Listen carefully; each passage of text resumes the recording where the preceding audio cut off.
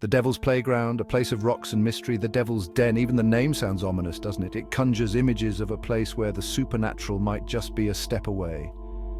It's a jumble of giant boulders on a rocky hill, a chaotic assembly of nature's raw power.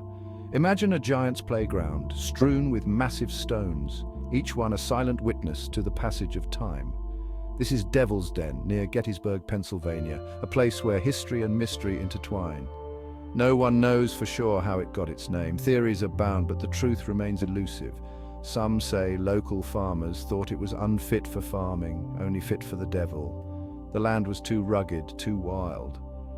Others whisper of strange lights or eerie sounds in the area, tales that send shivers down the spine. Whatever the reason, the name stuck. It became a part of the local law, a place to be wary of. And in July 1863, this place, already steeped in dark legend, became a scene of real-life horror. The Battle of Gettysburg brought bloodshed and chaos to these rocks. The land around Devil's Den is uneven, full of dips and rises, making it a challenging terrain for any army. Trees offer some cover, but the rocks create natural fortresses. These formations provided both protection and peril. It's easy to imagine soldiers hiding behind them, weapons ready, hearts pounding with the fear of the unknown. This rough terrain would prove to be both an advantage and a death trap during the battle. The rocks that offered shelter also became tombstones for many. The Devil's Den was not a place for the faint of heart. It was a place where courage was tested, and many met their end. Today it stands as a silent monument to the past, a place where history whispers through the rocks and the wind. Gettysburg's crucial crossroads, why Devil's Den mattered. The Battle of Gettysburg was a turning point in the Civil War, a clash that would determine the fate of a nation divided. And within this larger battle, the fight for Devil's Den was crucial, a microcosm of the larger struggle. It was July 2nd, 1863, a day that would be etched into the annals of history. The first day of fighting had ended with the Confederates pushing the Union Army back through Gettysburg, setting the stage for a fierce confrontation. Now both sides were digging in, preparing for the next round, knowing that the stakes were incredibly high. Devil's Den sat on the southern end of the Union line, a strategic point that both sides coveted. It was dangerously exposed, but offered a good view of the surrounding fields, making it a valuable vantage point. Control of this high ground meant control of the battlefield, a fact not lost on either side. If the Confederates could take Devil's Den and the nearby Little Round Top, they would gain a significant advantage. They could attack the Union Army from the side and possibly win the battle, altering the course of the war. The fate of the entire war might hinge on this small patch of rocky ground, a testament to the importance of terrain in military strategy. The fierce fighting that took place here was a testament to the bravery and determination of the soldiers on both sides. Today, Devil's Den stands as a silent witness to the sacrifices made, a reminder of the cost of war and the price of freedom. A bold move Sickles gamble at Devil's Den. The Union commander, General George Meade, wanted to fight a defensive battle. He believed that holding the high ground was crucial for the Union's success. He ordered his men to hold the high ground south of Gettysburg, a strategic position that offered a significant advantage. But one of his generals, Daniel Sickles, had other ideas. Sickles was known for his bold and often controversial decisions. The Union line is too weak where it is. We need to move forward to a more advantageous position. We need to move forward. Holding our current position will not suffice in the face of the Confederate advance. Sickles thought the Union line was too weak where it was. He believed that a more aggressive stance was necessary. He decided to move his men forward without orders, a decision that would have significant consequences. It was a risky move. By advancing his troops, Sickles was defying direct orders from his superior. Sickles positioned his men in a peach orchard and wheat field in front of Devil's Den. This new position was more exposed, but offered a better line of sight. This put them in a more exposed position, but Sickles believed it was a better fighting position. He was willing to take the risk for what he saw as a tactical advantage. He also sent troops to occupy Devil's Den itself, seeing it as a natural fortress. The rocky terrain provided some cover and a strong defensive position. Little did he know his decision would lead to some of the most brutal fighting of the entire war. The battle at Devil's Den would become one of the bloodiest and most fiercely contested engagements of the Battle of Gettysburg. The rebel-tied Hood's men attack. Across the field, Confederate General Robert E. Lee was planning his attack. General Longstreet, I want you to attack the Union left flank. Take Devil's Den and Little Round Top. He ordered General James Longstreet to attack the Union left flank. This meant Longstreet's men would be heading straight for Devil's Den and Little Round Top. Leading the charge was Major General John Bell Hood and his division of Texans, Alabamians, and Georgians.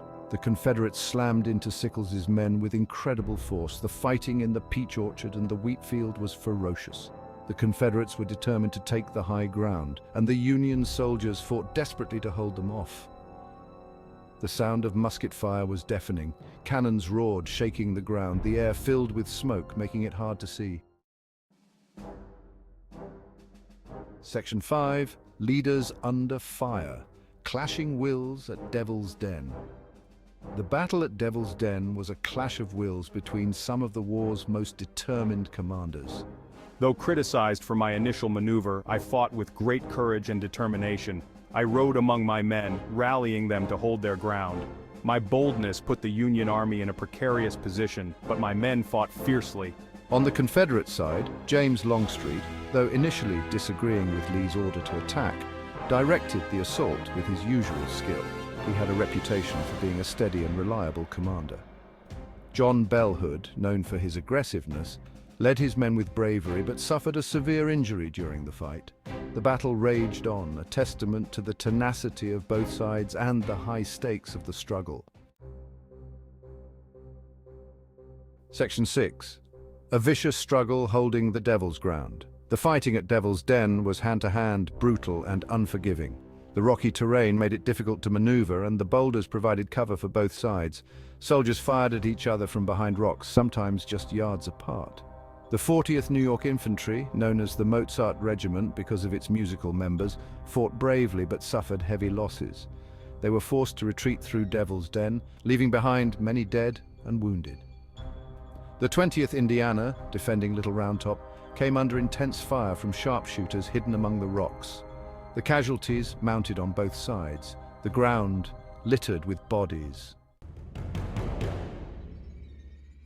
Section 7. Deadly accuracy, sharpshooters and Little Round Top. The battle at Devil's Den wasn't just about brute force, it was also a sniper's duel. Confederate sharpshooters hidden among the rocks had a clear view of Little Round Top, a crucial hill on the Union left flank. Their deadly accurate fire rained down on the Union soldiers trying to hold the hill. One of their victims was Union General Strong Vincent, a key leader in the defense of Little Round Top. He was shot and killed while directing his men. The sharpshooters played a crucial role in the Confederate victory at Devil's Den, weakening the Union defenses and demoralizing their troops. Section 8, the price of victory, casualties, and the Devil's Grip. By nightfall, the Confederates had taken Devil's Den. They had also driven Sickles' men back from the peach orchard and wheat field. The victory came at a high price. The fighting at Devil's Den was some of the most intense of the entire Battle of Gettysburg. Thousands of men were killed or wounded. The ground was littered with bodies, both blue and grey. The rocks, once symbols of nature's beauty, were now stained with blood. The Devil's Den, true to its name, had claimed a terrible toll.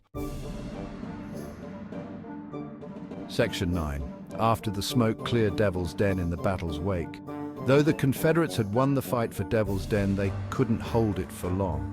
Union reinforcements arrived during the night. They pushed the Confederates back and secured Little Round Top.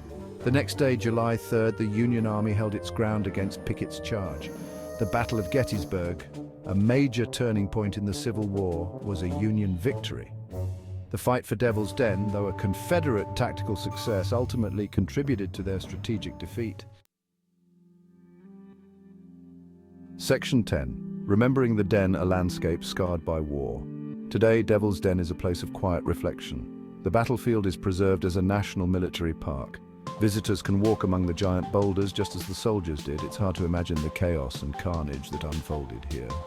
The bullet marks on the rocks and the monuments scattered across the landscape serve as silent reminders of the terrible price of war. Section 11. Echoes of Courage. Lessons from a Fought-Over Field. The Battle of Devil's Den was a small but significant part of a much larger story. It was a story of courage and sacrifice, of bravery and loss. The soldiers who fought here on both sides were fighting for what they believed in. Their stories, though often lost amongst the statistics of war, remind us of the human cost of conflict. They challenge us to learn from the past and to strive for a more peaceful future.